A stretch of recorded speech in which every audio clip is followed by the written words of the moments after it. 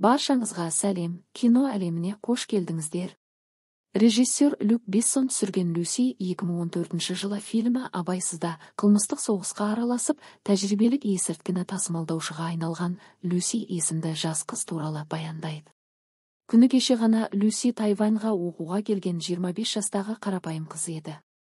Бірақ бір күні оның жаңа досы Ричард оған бір жұмысты бітіруді ұсынады, белгісіз істі жеткізу арқылы ақша табуды айтты. Люси келсе қоймады. Бірақ Ричард еркінен тыс Люсидің қолына кісен салып қорапты ұстатады. Ол қонақ үйге мәжбүрлі түрде барады. Қызы ғимаратқа кіріп қабылдау бөлмесіне келіп, істі бейтаныс Чан мырзаға тапсыру керек ендігін айтты. Ал Ричард болса Люсидің сыртынан бақылап тұрды. Ресепшнде тұрған жігіт Чан мырзаға қоңырау соғып және Люсиге бір орында қозғалмай тұруға кеңес береді. Бір минуттан кейін қара костюм киген адамдар төменге түсіп, Люсидің сыртынан бақылап тұрған Ричардты өлтірді. Сосын Люсиді күштеп Чан мырзаға алып келді. Люси болса ештеңе түсінер емес. Бөлмеге кіргенде өлі адамның денесін көргенде Люси жүрегі айнып құсып жібереді. Сол бөлмеден Чан мырзаның өзі шығады, оның беті қанға боялған. Люсиді орындыққа отырғызады, өзі аудармашыға қоңырау шалады. Ал қыз Чанға оның мұнда ешқандай қатысы жоқ екенін және қорапта не бар екенін білмейтінін айтады. Чан мырза қағазға код жазып Люсиге берді. Өзі басқа бөлмеге тығылады. Люси қорапты ашып ішінде көк салмасы бар 4 қапты көреді. Бөлмеге нашақор жігітті кіргізіп көк ұнтақты жұтуға рұқсат берді. Бірнеше секундтан кейін есінен танып, оны Чан мырза өлтіреді. Содан кейін ол Люсиге еңкейіп жұмыс ұсынады. Алайда ол бас тартады және оның бетінен ұрады. Келесі күні таңертең Люси көзін ашып, ішіне қандай да бір ота жасалғанын көреді. Бөлмеге мафиоздар кіріп қызды Чан мырзаға апарады. Чанның бір адамы Люсидің асқазанына жаңа дәрі-дәрмек салынғанын айтады. Бөлмеге тағы 3 ер адам кіріп жатыр. Олардың барлығына төлқұжаттар мен билеттер беріп жатыр. Оларды Чанның адамдары күтіп алу керек. Сосын еркіндік берілетінін айтады. Сюжет Норман профессорға ораламыз. Университет профессоры Норман студенттерге адамның даму сатысы туралы әңгімелейді. Оның айтуынша, адам жануарлар кезінде мидың жалпы 10%-ын тек 5-еуі ғана пайдаланады. Норманның айтуынша, дельфиндер ғана мидың мүмкіндіктерін 20%-ға пайдаланады. Профессор жасушаның негізгі жұмыс уақыты 2 жолмен көбею мен жойылу екенін түсіндіреді. Сюжет Люсиге ораламыз. Люсидің басына қап кигізіп белгісіз жерге алып келді. Ал 2 жігіт қызды қорлай бастады. Мойын сұнбаған үшін Люси бірнеше рет ішінен соққылар алды. Қыздың ішкі ағзасында тігілген дорба тесіліп, оның денесіне есірткі таралып, қанына ене бастайды. Ми белсенді жұмыс істей бастайды және тез дамиды. Бірақ ол өте ерекше әрекеттер жасайды. Сюжет Норман профессорға ораламыз. Әрі қарай Норман адамның не болатынын түсіндіреді. Оның миы 20%-ға дамып, адам өз денесін толығымен басқара бастайды. Ал 40% басқаларды басқара бастайды. Бір студент Нормаға сұрақ қояды. Адамның миын 100%-ға дамытса не болатынын сұрайды. Оған профессор тіпті елестете алмайтынын айтады. Сюжет Люсиге ораламыз. Люсидің қасына бір жігіт келеді, оған ол тисе бастайды. Люси болса оны ұрып өлтіреді. Бөлмеден шыққан Люси басқаларды да өлтіреді. Содан кейін ол таксиге отырып өзінің ерекше қабілетін түсініп, қарапайым адамдардың көзі көре алмайтын нәрселерді өзі көре алатынын түсінеді.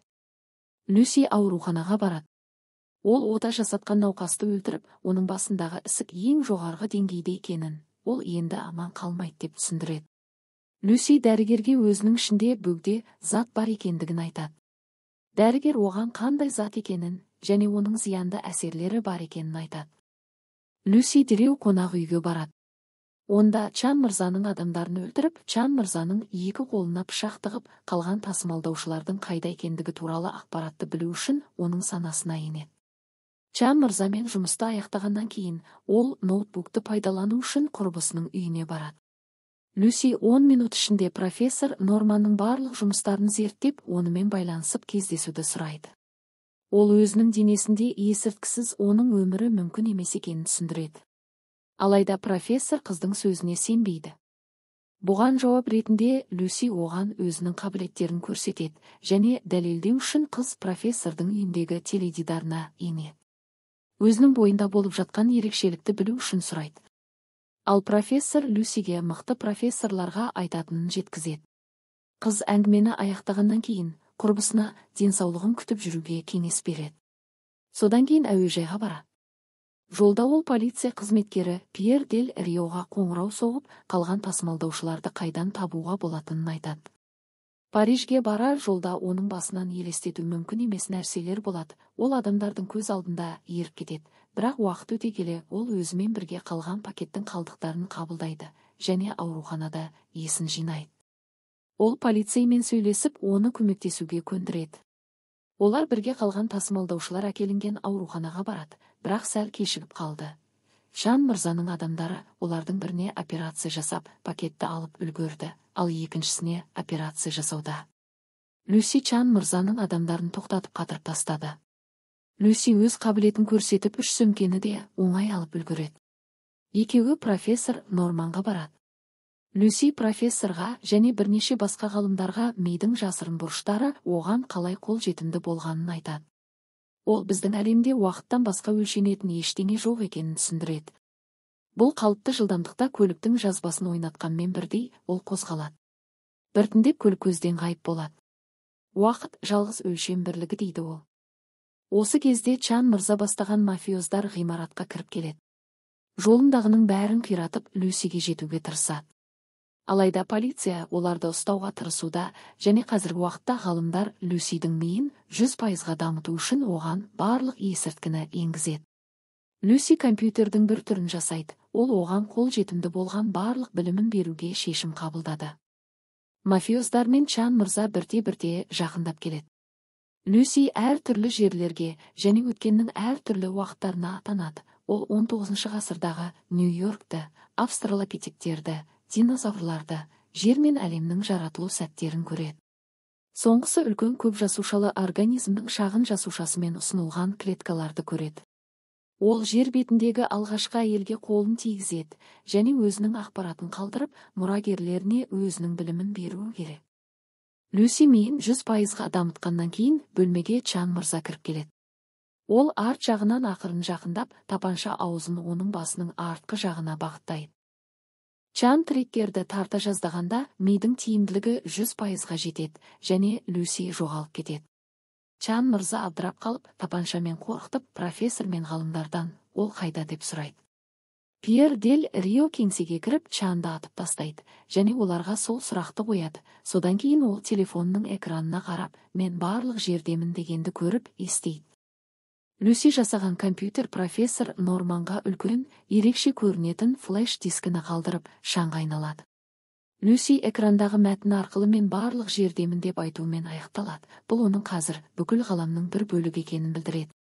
Миллиардтаған жылдар бұрын бізге өмір берілді. Енді сіз онымен не істеу керектігін білесіз.